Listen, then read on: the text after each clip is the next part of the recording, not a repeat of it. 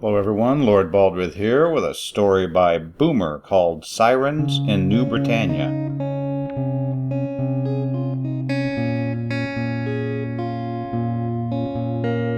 Chapter 1. Your generation would see those scars as a badge of courage, whereas I see them as a sign of disobedience and disrespect. You do understand that, I presume? Yes, Mentor. I was much younger then, and have learned much since, replied Alexandra, her voice and tone superbly toned to convey contrition. Not only did you, yourself, get badly stung, but also several of your cohort were incapacitated and were in need of rescue, the Elder Scrolls continued.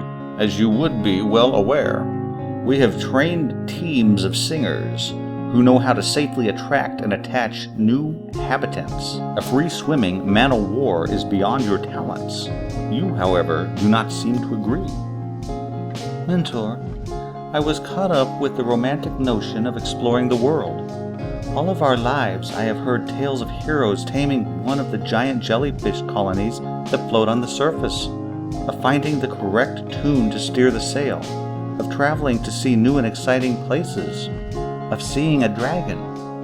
I have since learned that this notion is a childish dream and belongs only in stories and legend. Humph, so you say, but I can hear a lilt in your voice that betrays your claim to newfound wisdom. However, you have scored top marks in singing the 7 songs of defense, the 4 songs of beguilement, and you are well above average in singing the songs of offense. Your songmasters also note that you excel in whale song. The Argos family is an odd and respected lineage, and I expect you will in time come to live up to that heritage. In the meantime, we are sending a delegation to Deep Bay to meet with the Red Devils, the Garish. They want us to help explore the sunken ruins of Ambrosia. Apparently, some shifts in currents have exposed what appears to be an unbroken dome. If true, there is a possibility that we may relearn how the old devils made them. Adequately completing this assignment should go a long way towards redeeming your past transgressions. Of course, Mentor. I will endeavor to excel in any assignment the Council of Elders sees fit to give me. Humph, off with you then. You are to join Legate Hyphen's communication group. You leave at first light tomorrow. It is at least a 3-day swim, so be prepared. Alexandra rolled off the soft edge of the Elder's hab into the central pool. A quick flick of her tail took her past the other patiently waiting candidates. She barely acknowledged their greetings and waves. She was deep in recalling the unfortunate results of her attempt to explore one of the giant jellyfish.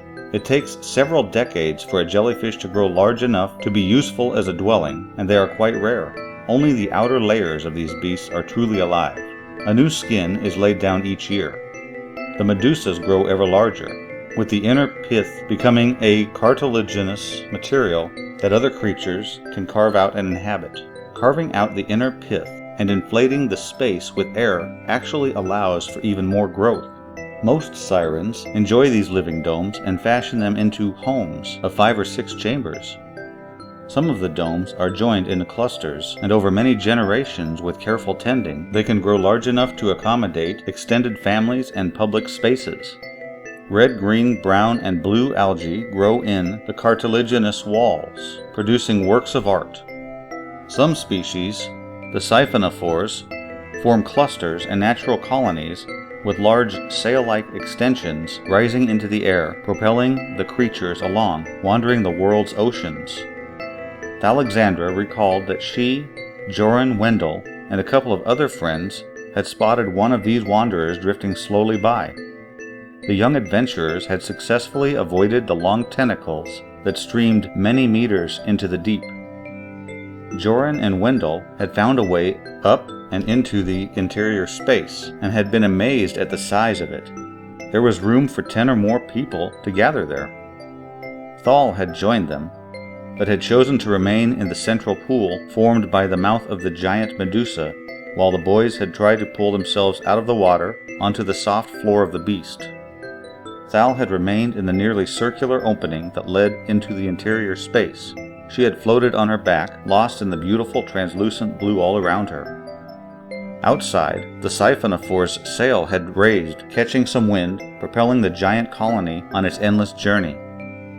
As the best singer in the pod, Thal had begun the Sirens' song of taming, attempting to find the tunes that would entice this living creature to respond to her will, to steer the sail and take her on an adventure. Without any warning, a 3-meter-wide crab had scuttled at them, waving a pincer almost as large as Joran. Both he and Wendell had thrown themselves back into the sea. The pincer snapped closed, shredding the tip of Joran's tail. Unfortunately, the dive had sent them both into the mass of tentacles encircling the central pool. Fortunately, these tentacles had not been the kind linked with stinging cells. The tentacles had slowly transferred the two victims towards the digestive sac. Thal had ripped enough of the tentacles away from Joran for him to free himself, and they had both worked to free Wendell, who by then was completely cocooned. The tentacles, that were armed with stinging cells, had begun thrashing around, and some of them had caught Thal's left arm. The pain was almost unbearable, and the scars still remained visible today. However, the more dangerous, paralyzing stingers had struck both Joran and Wendell. Stunned, the young merman had almost sunk out of sight before a team of Sirens sent to monitor the jellyfish had rescued them, tended Thal's wounds, and then escorted them back to face the consequences of their misadventure. The trio's friendship had waned after this, and each of them concentrated on their studies. Wendell's artistic talents had led him to concentrate on turning chunks of pearly white Medusa pith into works of art and home decorations. Joran had remained unusually adventuresome for a male siren, and had joined the crews tending the living domes of home, hoping one day to join expeditions capturing new housing. Alexander had continued to study the singing arts, learning the melodies and tunes that can be used to control the many creatures that roam the seas or wander the land. Chapter 2. Deep Bay was not deep at all. Typically of many coral atolls. There was a barrier reef encircling the remnants of an extinct volcano. The advance parties had constructed numerous benches just awash for the Sirens to beach themselves comfortably. The Garish had placed bleachers at water's edge, some with gaily decorated awnings. Further back, concentric rings of newly planted trees and flowers added to the festive setting. Alexandra and some other junior delegates stayed a few meters offshore, tending the messenger dolphins, who were excitedly dashing around, leaping into the air and skybobbing. Underwater, their clicks and whistles were almost deafening. Losa rose up on her tail as far as she could and shaded her eyes. They are certainly red, and I think they are ugly too. Funny points on their heads, horns, I guess. I agree about the redness, but I think we should keep our mouths shut about their beauty. Who knows what they can hear? Admonished Thal. Oh, Pooh, you're such a squid sometimes. I don't even think they have ears. Of course they have ears. Otherwise, how could we talk to them? There you go, squirting black again. I wish I was on the beach instead of out here with you. The reason we're here is they don't trust me, and you blab too much.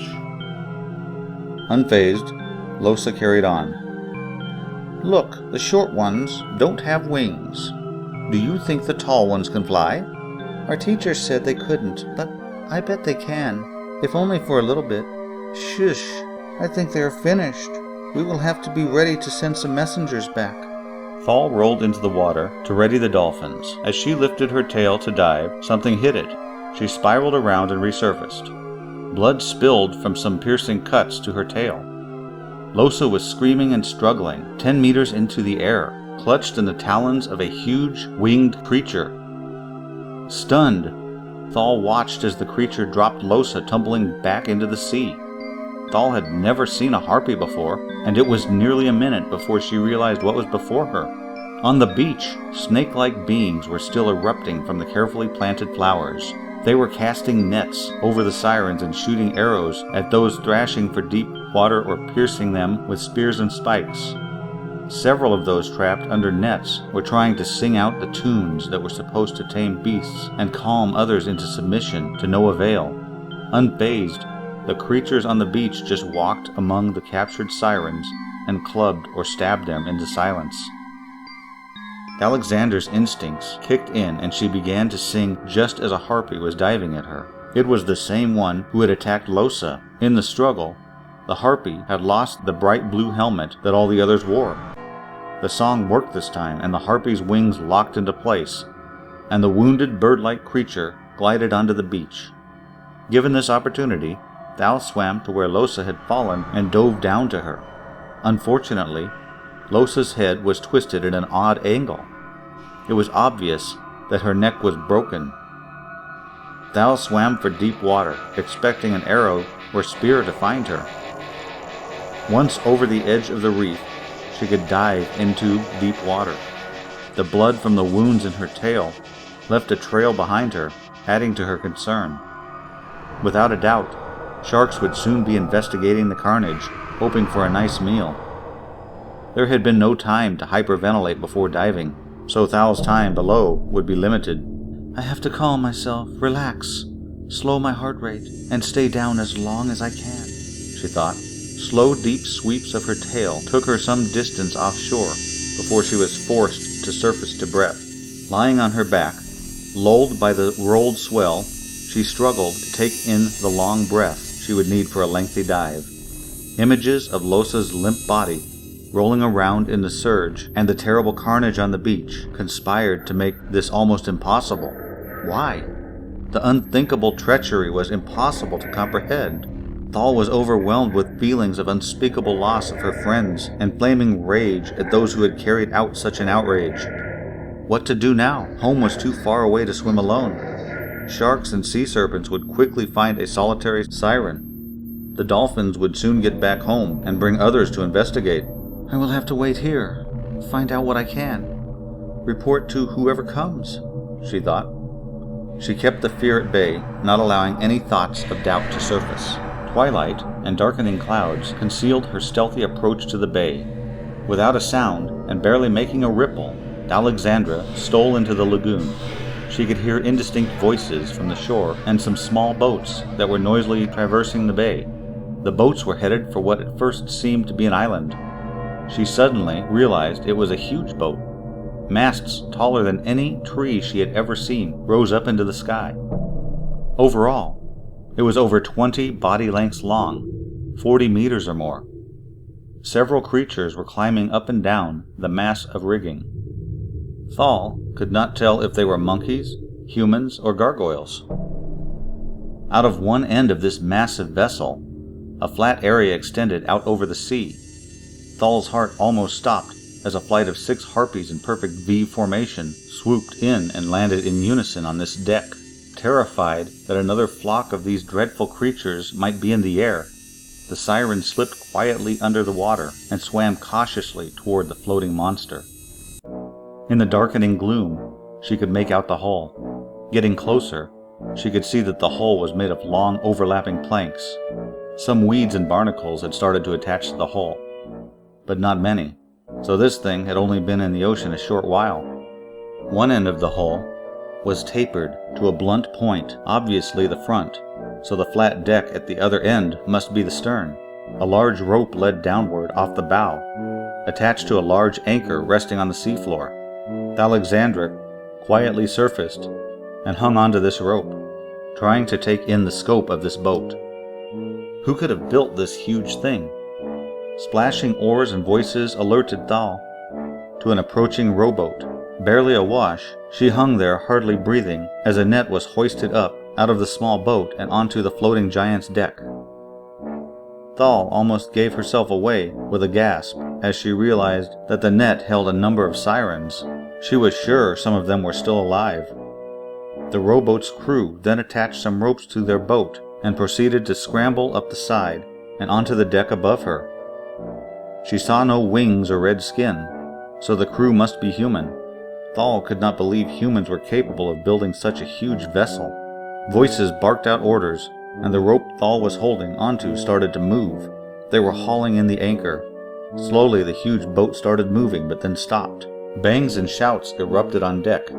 Sounds of a scuffle broke out, and feet could be heard stomping and running about. Silence ensued, then a few muffled orders. A body was tossed overboard and quickly sank out of sight.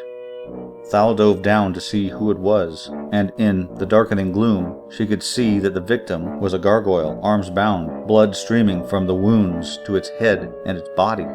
Before the creature hit the bottom, she scooped it up and dragged it as fast as she could away from the boat. In less than a minute, she surfaced, and holding the red, battered face up so that it could breathe, she waited silently. The gargoyle was unconscious, so Thal held her hand over its mouth in case it made a sound. A lone harpy took off from the back deck, made some passes near where the victim had been tossed, then re-alighted on the slowly moving boat. Huge sails descended from booms on the towering masts, and the floating island ghosted out to sea. I'll tell you whatever you want to know. The humans on that boat are no friends of mine. Dumping someone into the sea does little to engender loyalty. Alexandra had positioned the hog-tied gargoyle, head down and face up on the beach. The small waves that now lapped gently around his ears would in a short while rise up with the incoming tide, enough to drown the helpless creature. The fear and fury she had felt earlier now coalesced into the inescapable realization that she had to follow the enemy back to whatever lair they had come from. A small window of opportunity for some answers existed before the ship would sail out of sight. Once she knew their destination, she could muster reinforcements and rescue her comrades. Who are you? Where are they taking my friends? What were you doing on that boat, and why did they chuck you overboard? Please get me out of the water. I don't want to drown. Just tell me what I want to know, and we'll see about that. Thal was not at all sure that she could in fact let the creature drown, but she could not let him know that. My name is Lem. I thought they were headed to the ruins of Ambrosia, so I joined their expedition. I wanted to explore the ruins. They threw me overboard because I wouldn't harm your friends. Release me. I can help you. Harm? Harm them how? By the virtues. I swear I will help. Don't let me drown. The gargoyle coughed and sputtered as a few waves splashed into his mouth and nose. Thal rolled up the beach and pulled Be just clear of the water. I can drag you back in any time I want. You know. So keep talking. Yes, I will. Let me sit up and get my breath. I am old, very old, and I will give you no trouble. By now, the shattered moon had risen, adding some light to the scene, and, for the first time, Thal actually looked closely at Be. She noticed the gray tinged his otherwise short red fur. Small discolorations were scattered over what little skin she could see. This seemed to confirm his claim. All right, squirm over to those rocks, not too far, or I will bash you on the head and drag you under. Be managed to sit up and, after some coughing, resumed his promise to talk. Don't worry about that ship. I can get you to where they are going, and I will help your friends. I don't believe any more harm will come to them, for a while at least. I am old now, he continued. As a boy, I survived the great cataclysm. I remember the fire and destruction that rained down upon us. The land trembled and shook. Islands sank. The mountains rose, changing the very face of this world. Many drowned or were burned. Cities and empires were lost. I studied the magic arts then and was well on my way to becoming a mage. After the fall, magic became erratic. Some old spells no longer worked, and the new ones were being discovered. Some creatures disappeared, others changed, and new ones appeared. Your folk were called Nixes then. They were hostile and a bit primitive. Now I am told you can tame beasts with song and even change their development. In my youth, I had many encounters with humans from another world. I aided some on their quests and learned of wondrous devices and machines these humans could build. We tried many constructions. Some worked flawlessly, others not at all. They used many strong metals found on their world to build their machines. But here, the same metals are weak and are of no practical use. Electric and etheric harmonies baffle those from elsewhere. Gravity is unmodifiable in their world, whereas here, even a fledgling magician knows the basics of ley lines. Thal picked up a rock and looked threateningly at Beh. Sorry, at my age I tend to wander off topic, Beh chuckled. My people, the Gargle, were long aware of the dangers presented by unstable or insane magic users. We sought whatever defenses we could. One of our wise ones, Wislam, constructed an underwater dome and built a city called Ambrosia. Unfortunately, there was some unanticipated instability that resulted in the dome's collapse. Many still believe Wislam suffered from excessive pride, and this excess brought about the disaster. I hope to find and retrieve Wislam's constructs and power generators. Without a doubt, these will aid my investigations into Mashonomancy. Mashonomancy? What is that? Alexandra asked. Beth Lem looked thoughtful for a moment before he replied. A new magic. One that brings machines to life. What has all this to do with me and my friends? So far, nothing you have said will stop me from feeding you to the sharks. That's what I'm trying to tell you. The humans on board think they can get your people to find the artifacts for themselves. Their spies told them about the meeting here, and they double-crossed us all. I came with 7 other Gargoyle delegates. The humans locked us all up and threatened to kill all the delegates if I did not cooperate. None of the delegates were on the boat, so they must still be somewhere on this island. By all the virtues, I hope they are unharmed. You must release me so I can go help them. Bez's eyes were looking all over the place, and he thrashed around trying to free himself. I am still not sure if I can trust you. You must tell me exactly where they're going and how you can help before I can do anything for you. Stop trying to get free, or I would drag you under, threatened Thal. Thal and Beth locked eyes, each searching for some element, gesture, or comment that would determine what happened next. Beth broke the silence. What's your name? Alexandra. Alexandra, do not be afraid. I want to show you something. Is that all right with you? Fine, but be quick. Soon, the boat will be too far for me to catch. Are you just trying to delay me? No, not at all. Just be still, and please do not be afraid. Beth looked at Thal, who nodded her head. Somewhat assured, Beth turned his head to the side and made a strange, cricket-like noise with his mouth. From a nearby bush, an insect-like creature rose and flew onto his shoulder. Thal jumped a bit, grabbing at a nearby rock. Easy, girl. Easy. It won't hurt you. Hold out your hand. It will show you where the boat is. With some trepidation, Thal held out her hand. The thing, a bit larger than her thumb, flew over and landed on her upturned palm. It began a figure-8 dance that ended with it facing out to sea towards the distant boat. Obviously mechanical, bronze-colored, and much heavier than expected, the bee-like contrivance maintained its pointing direction, even as Thal moved her hand around. Alexandra, that is one of my devices.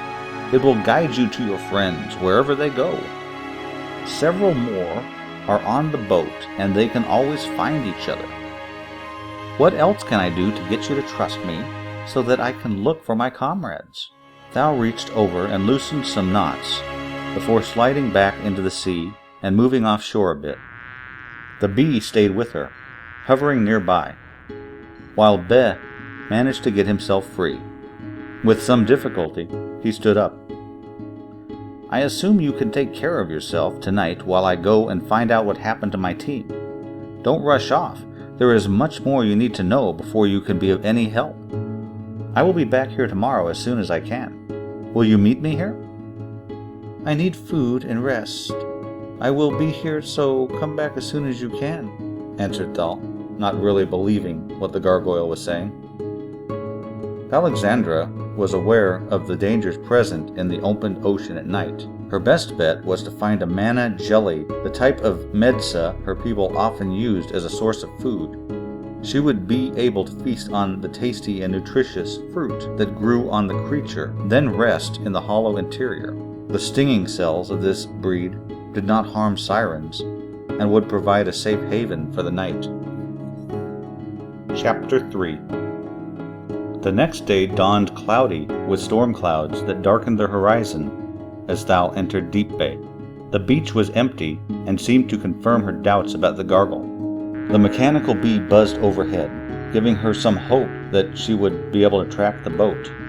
When she held out her hand, the bee alighted on her palm and again performed the figure-8 dance. This time the dance lasted longer, indicating, she supposed, that the distance to travel had increased overnight. As she waited near the shoreline, the waves increased in size as the storm approached. Within an hour, Be and 2 others of his kind came to the beach. "Alexandra, I hope you had an uneventful night. This is Tro and Lan. May we come closer?" asked Be. They were unarmed, and Thal did not detect any hostility in them, so she waved them closer. "By all means, Be. Are these the ones you were looking for?" "Yes, they are. The rest of my team are unharmed and are now preparing to return home."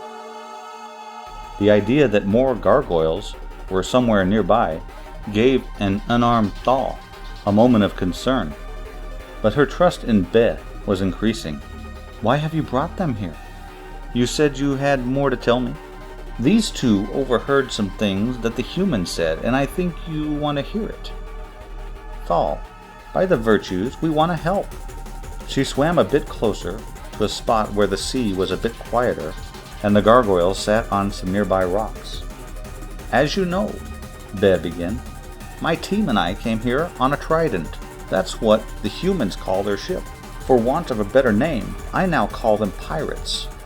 A human who calls himself Prince Dakar seems to be in charge and is on a mission to kill Lord British.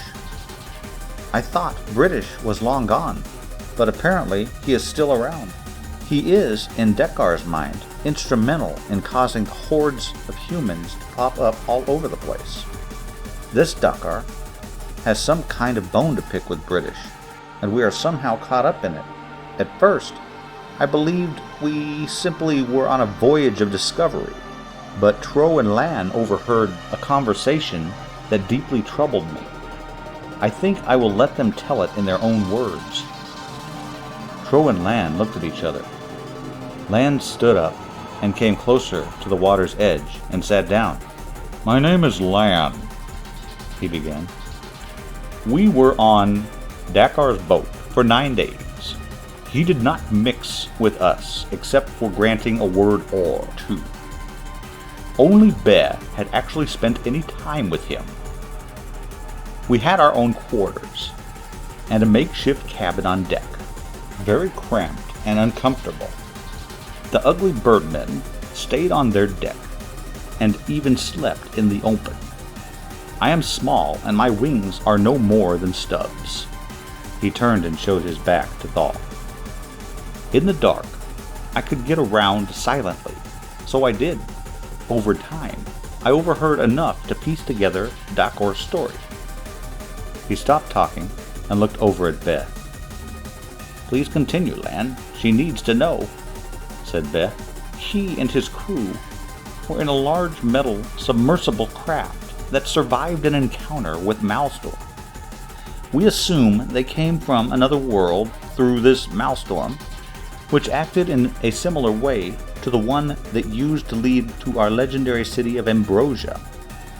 Their method of propelling this craft soon failed, but with some effort, they were able to fetch up on a nearby island. Dakar and his men are thus marooned and were facing starvation. They attempted to construct an airship using materials and supplies from their stricken vessel. This attempt was of little success, but their aerial contrivance attracted the attention of the Harpies, which some of you had the misfortune of encountering.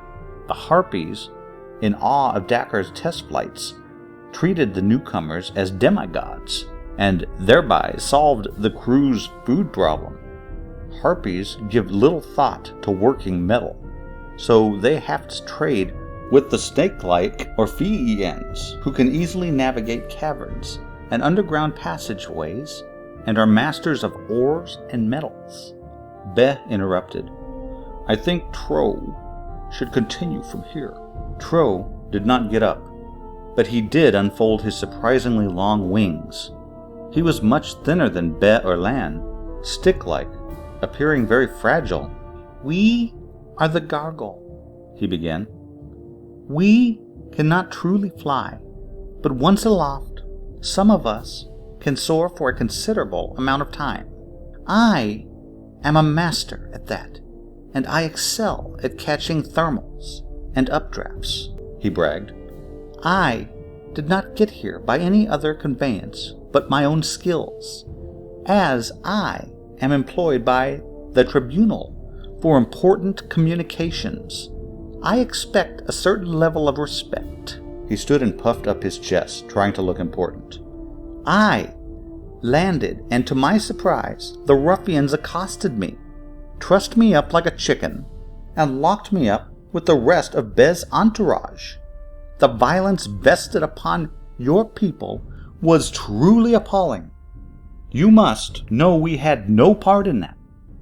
I can only think such actions come about from contorting with those vile, slithering things." Ben knew how to handle the strutting courier. "Tro, please tell us of what you learned. Your findings are very important and crucial to our relationship with the merfolk." Tro continued. "I had the indignity of being subjected to many hours of questioning. Why, they even threatened me with bodily harm. Most of the questions were about whirlpools, sunken cities, mechanomany, and power cubes, legends and things that I would have no interest in and know nothing about. I am, however, endowed with above-average hearing, and I could plainly hear what they were talking about when the brutes thought they were out of earshot. A short one, with hair all over his face, was talking with two others. Except for Hairy Face, I really can't tell them apart from one another. He said that an army of humans was on a rampage, despoiling city after city, pillaging kingdom after kingdom, intent on conquering all of Novia. I gave this little thought until I heard their sorcerers were creating chimera out of their captives, intermingling animal forms with humans in order to make armies of fearsome monsters. When Tro told me of this," interrupted Be, "I began to understand more of what Dekar wanted me to do. He had insisted that the captured Sirens were examples of this sorcery, and that I experiment on the captives in order to learn how. I refused to indulge in such black magic, and was tossed overboard as a result. My mechanical creations are treated with suspicion by some, but I would never warp living flesh against its will and create monsters. Such actions would go against all the guidance and teachings of the virtues." Alexandra was shocked into silence by these revelations. She was horrified at the thought of living beings, her friends, flesh, being twisted into monsters whose only purpose was killing and war. How could a thinking being contemplate doing this to another? What manner of insanity is upon us? She wondered. Be stood up and addressed Tro and Lan. "Tro, there are high cliffs to the east you could launch off. If you are quick and get aloft before the storm worsens, I think you can gain enough altitude to reach the mainland and get home. Tell the Queen Mother what we know. Lan and I will join the others and make our way back through the same Ophidian tunnels we used to get here. Hopefully, they will grant passage. Once back, I will persuade my people to aid Alexandra's bid to free her comrades. Thal, I suggest that you track Dekar and the Trident back to their lair. One more thing I must warn you about is harpies with blue helmets. The blue comes from Cladreet, and Cladreet blocks sound, rendering your siren songs useless against them. If you try to lure the ship onto the rocks, the harpies will take to the air and attack you. You or I must find another way to free your friends. Can you tame or entice any larger creatures to aid us? I do not have the skills to do that. Once I know where the trident is going, I will find a way to get home and alert the elders. Hopefully, they will know of a way. Easier said than done, thought Thal, considering the miles of open ocean travel involved. Beh waded into the waves, and he and Thal exchanged a forearm-to-forearm grip. We will meet again? Asked Thal. I believe we will, he answered.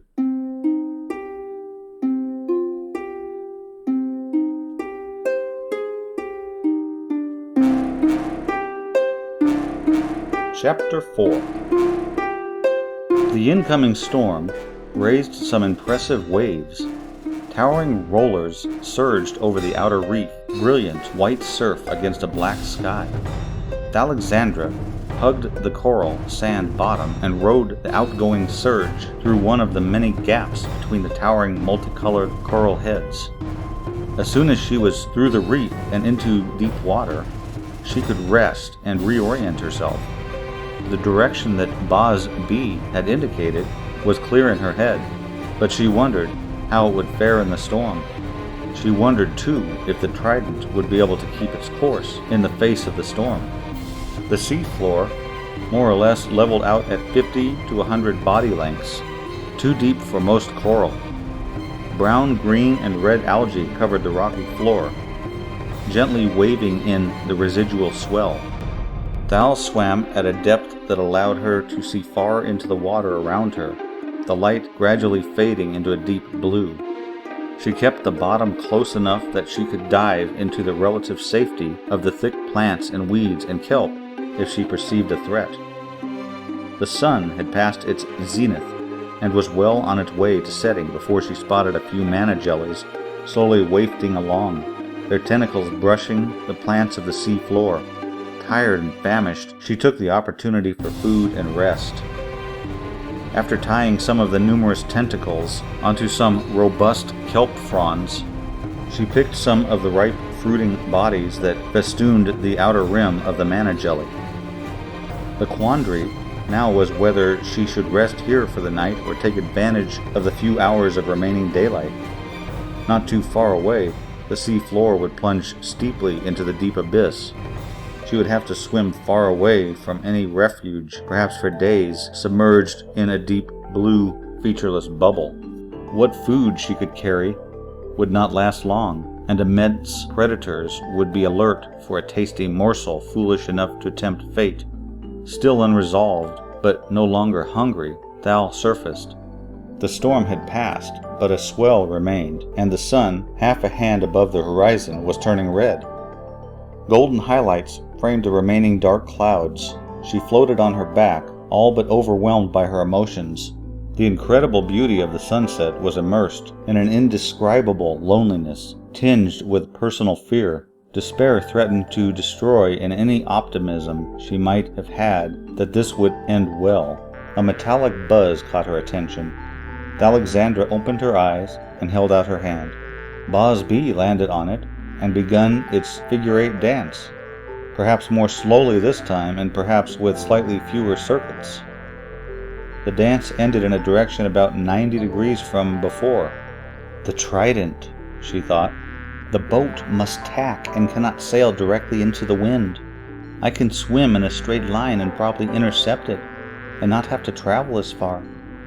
But I will have to risk waiting for the next tack.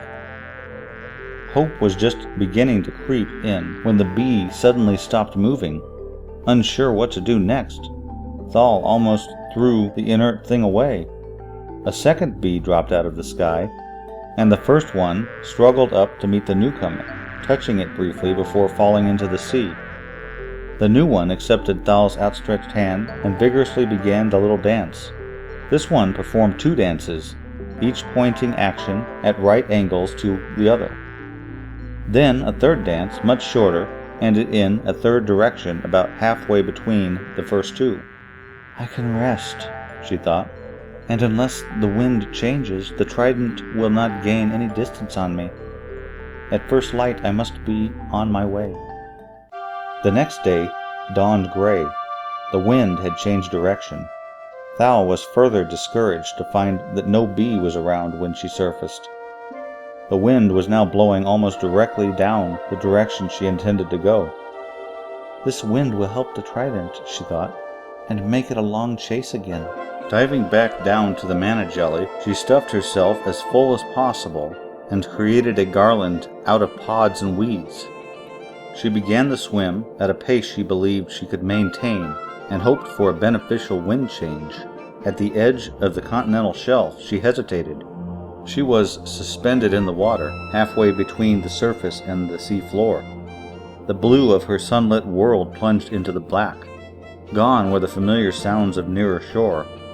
No snapping shrimp or soft boom from the swim bladders of fish. The distant rumble of surf and hiss of moving sand and gravel were long gone. A high-pitched vibration caught her attention.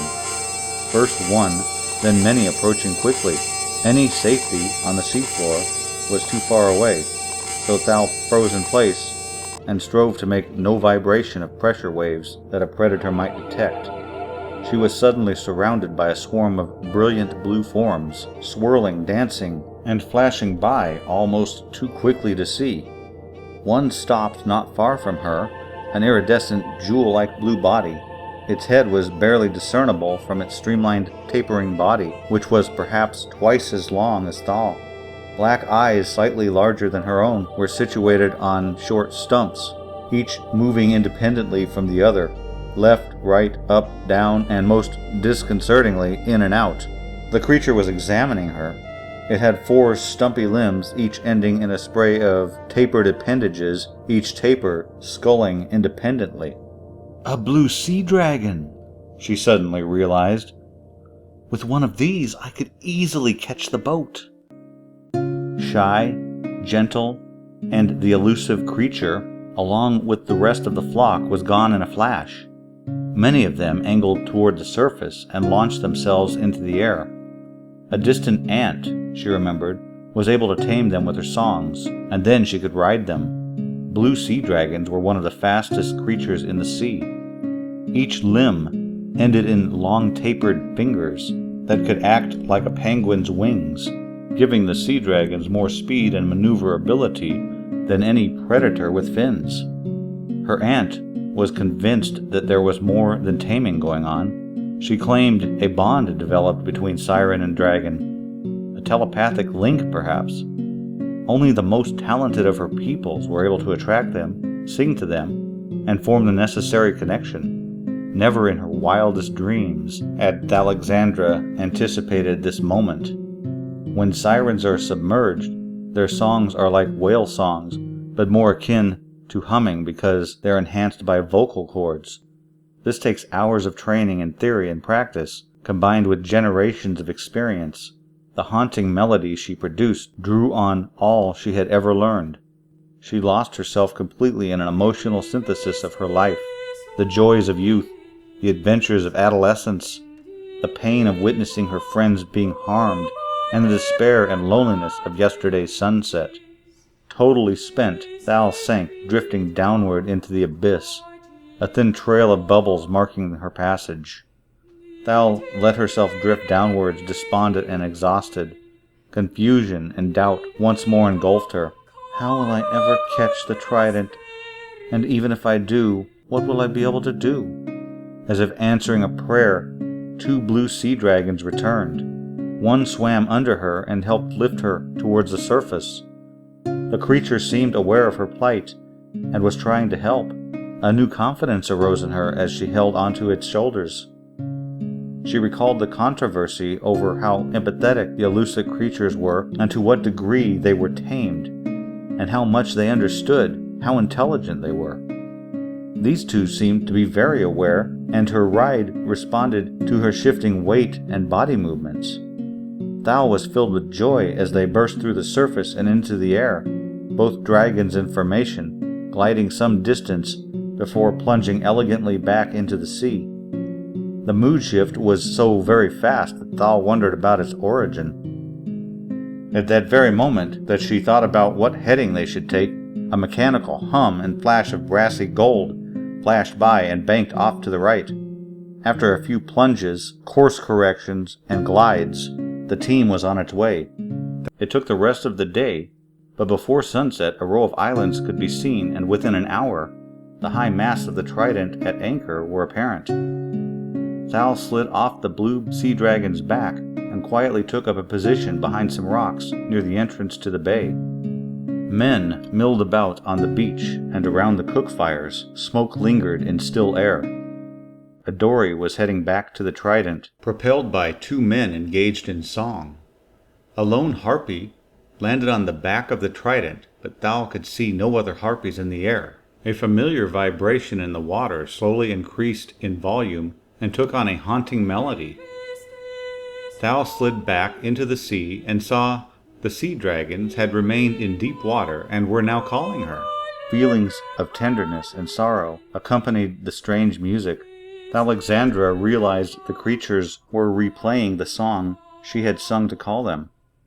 Transformed but still recognizable, she swam to them, knowing that they were leaving. "Will you be back?"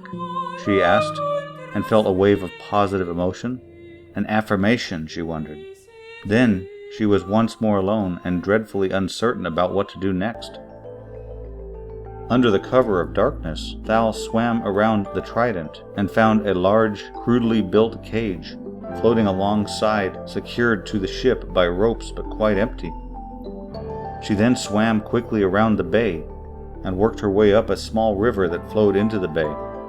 A small fire on the riverbank had attracted her attention, and as she got closer, it became apparent that several men were in a group playing a fire-lit dice game.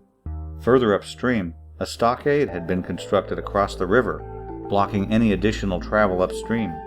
A rusty chain and padlock, which were securing a small gate in the fence, also prevented any more exploration here. She let the river current carry herself back to sea. Hunger and exhaustion forced Alexandra to find a manna jelly for food and rest. She prayed to all the gods she had ever heard of that the river stockade held her friends and that the empty cage was not a bad omen. At first light, she was out creating a mat of floating seaweed for camouflage while she continued her scouting. Before long, there was activity on the Trident. She could hear orders being barked out and saw some of the crew gathering in a dory. Thal, unseen beneath her camouflage net, swam a little closer. The small boat was cast free but went nowhere. Oars were raised in the air, vertical and in perfect order waiting.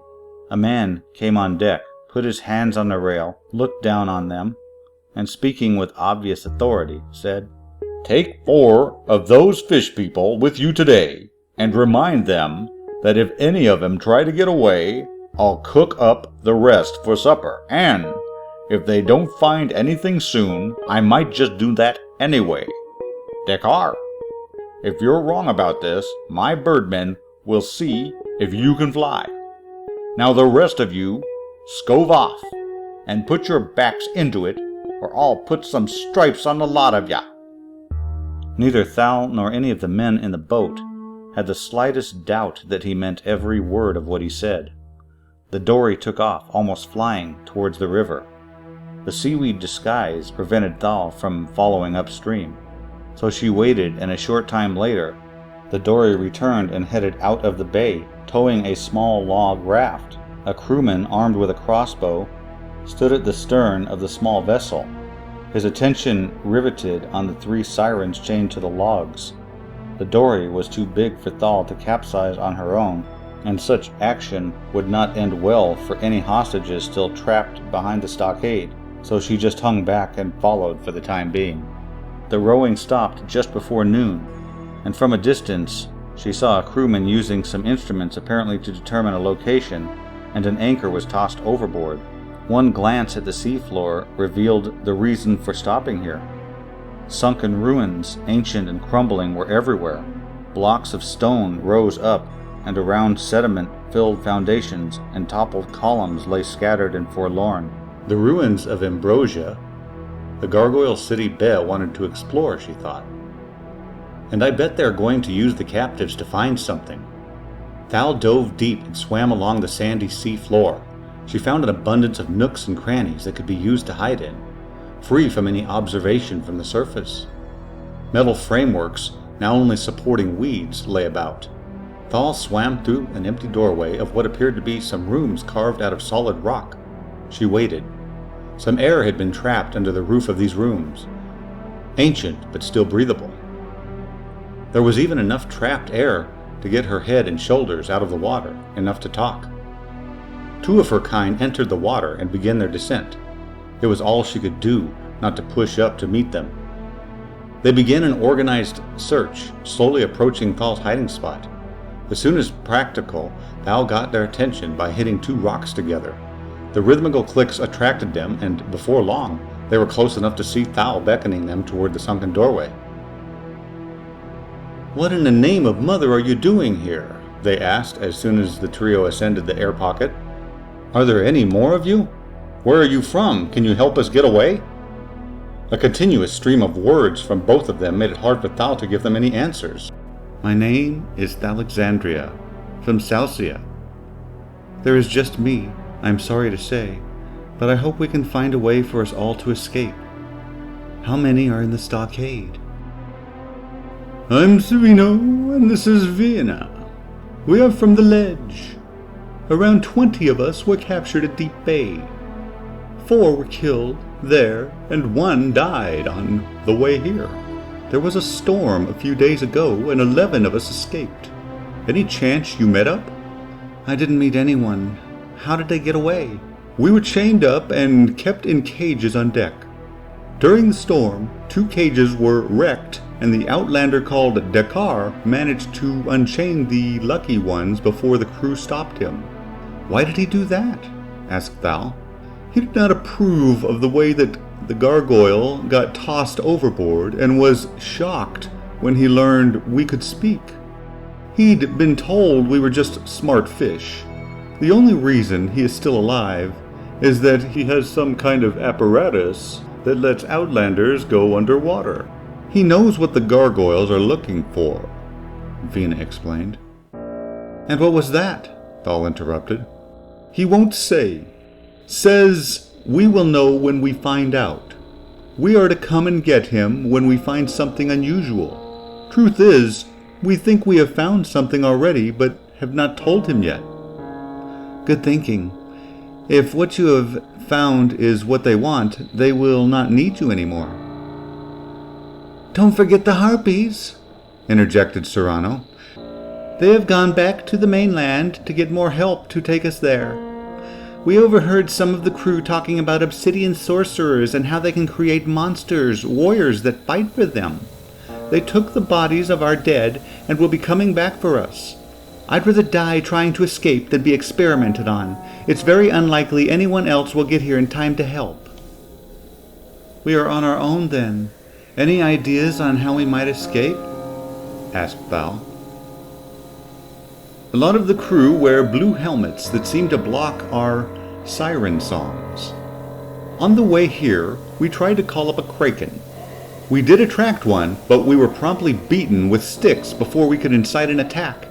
If it is still nearby, and if we can get the Trenton out of the bay, we can get it to attack the ship. Do you think you can swim fast enough to lure it closer without it catching you?" asked Vina hopefully. "The luring I can do, the getting away fast enough may be a problem. But if that's all we have, I will have to try." Thal silently hoped she would be brave enough to try. It might mean trading her life for theirs. "Where were you when you heard the kraken?" she asked. "Somewhere southeast of here. Who knows where it went from there? We had better get back to where we can be seen. We have to do something before the harpies get back. They'll be here in a day or 2 at the most. I will die trying to escape if I have to. There is no way I am letting them take me off to who knows what." The determination in Serrano's voice sent chills up Thal's spine. Vina just nodded. Her own fear stamped out all of her features. "Persuade them to bring the trident out tomorrow. With any luck, I will have a kraken on my tail. When you see me, sing as many attraction songs as you know, and get the kraken to attack the ship. Once the beast is no longer after me, I'll head to the stockade and try to get anyone who's in there out. Their ship being attacked will surely be enough of a distraction." With that, the trio had a brief hug and separated. Serrano and Vina back to the boat, and Alexandra out to deep water in the southeast. By sunset, Thal had searched a large volume of water. She had been diving deep, then stopping, suspended in dark, listening for the telltale clacking sound krakens often made with their enormous beaks. She had tried many times to attract one of the beasts, imitating the kraken's favorite prey, a small or wounded whale, so far to no avail. Looking down, the sea was darkening to black, while up above the waves were tinged with orange and yellow. The mana jellies rose with the plankton, which always surfaced at night, making it easy for her to find food and rest. "Tomorrow I'll start early and dive deeper," she decided as she reclined and devoured the fruiting bodies she had collected. Sleep was coming upon her, and her mind drifted away from the concern about her task and the safety of her friends. She recalled the moments of pure joy with the blue sea dragons, the rush underwater and long soaring glides through the air.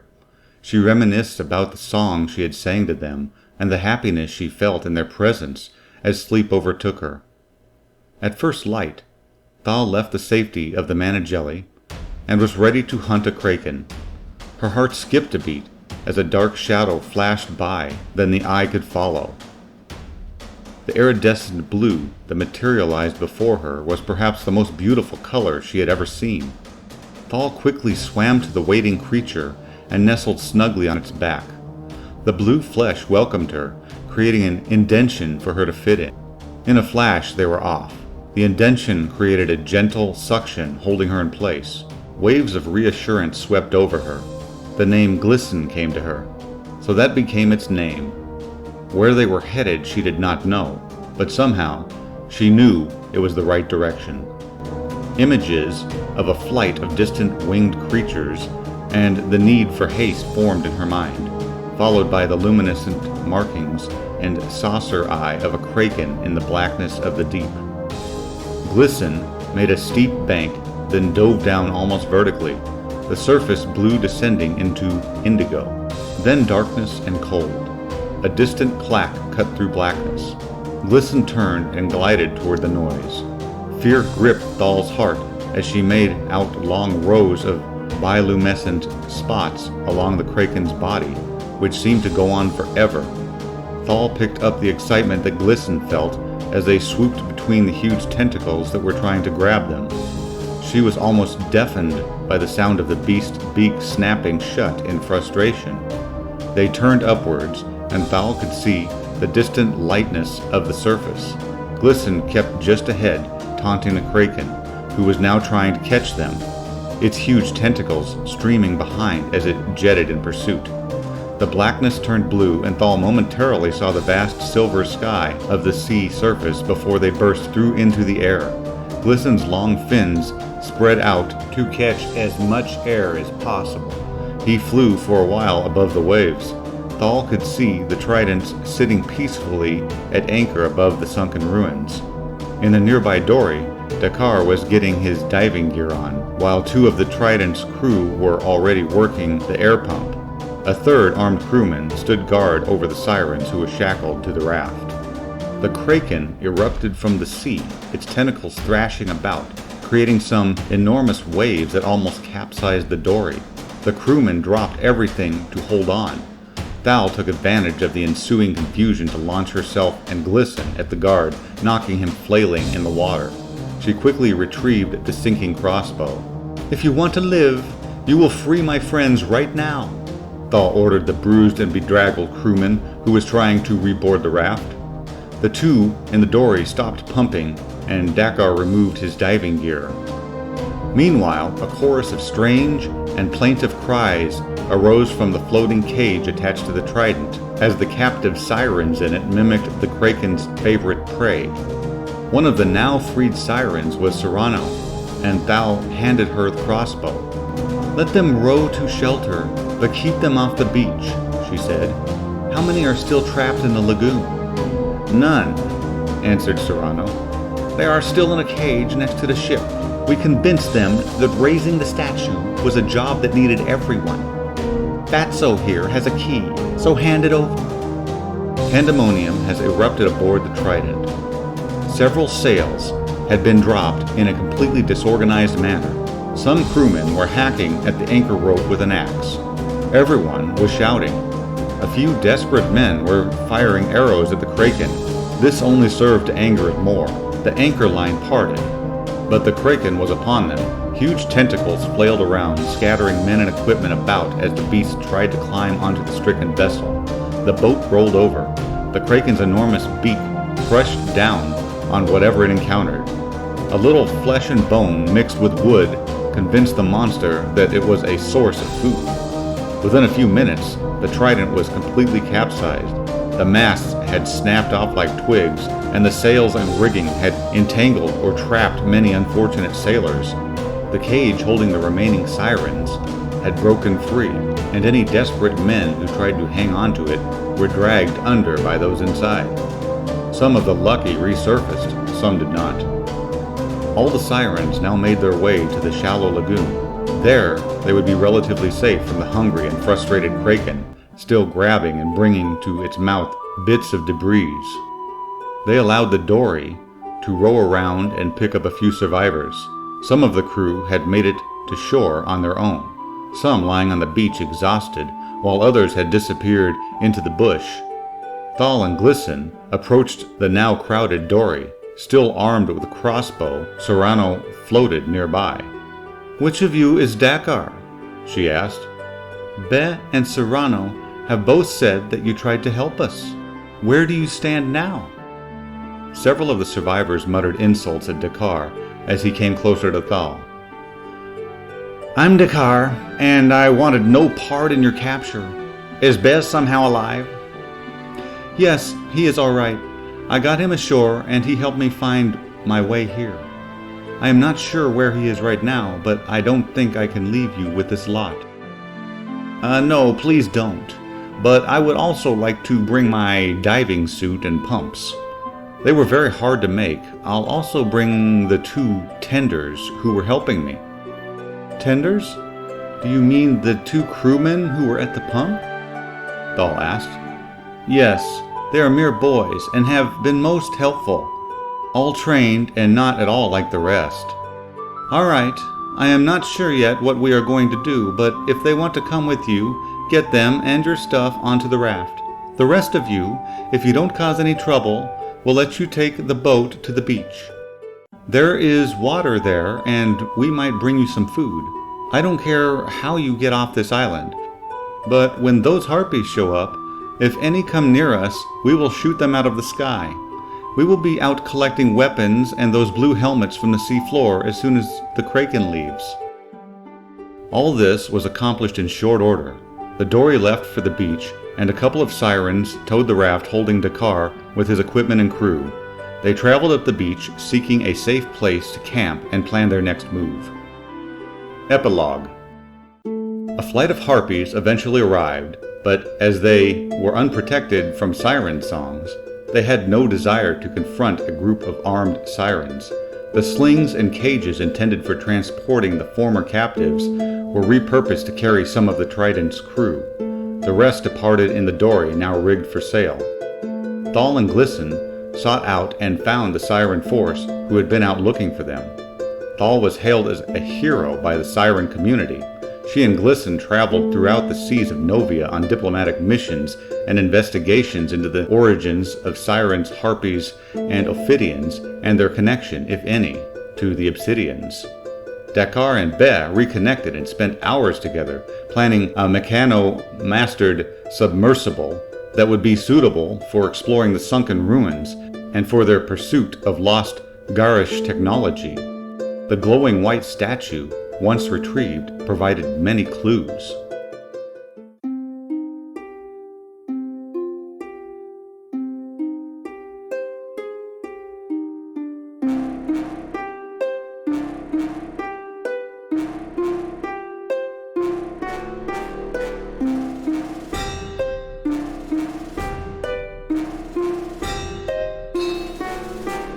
Music credits: Post Rock by Aaron Koning, Bass by Aaron Koning, Shadows Away by Brian Presley and Alex Presley, Lunitarium by Brian Presley and Alex Presley, Dark Forest by Brian Presley and Alex Presley, Dark Ambient Demo by Jade Dagnet, The Forgotten Forest music by Joe Baxter-Webb at bosslevelbgm.com, Forever Unsettled by Megapits, Delusional Lies by Megapits, Wind and Tree by Alexander Zelenoff, https://soundcloud.com/Alexander-Zelenoff, Delusion by Alexander Zelenoff, https://soundcloud.com/Alexander-Zelenoff, Outcast by Android 128, Took Dribien by Elliot Corley from Chaos is Harmony, Takeover 5 by Horrorpin, Mysterious Ambience by Pixiesphere.org,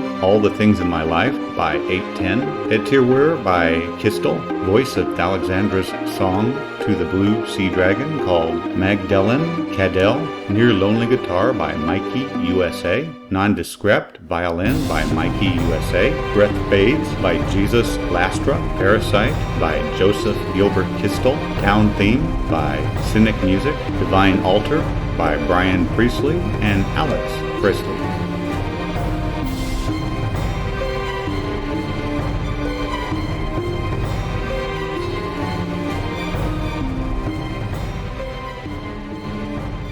Echoes, Echoes, Echoes, Echoes.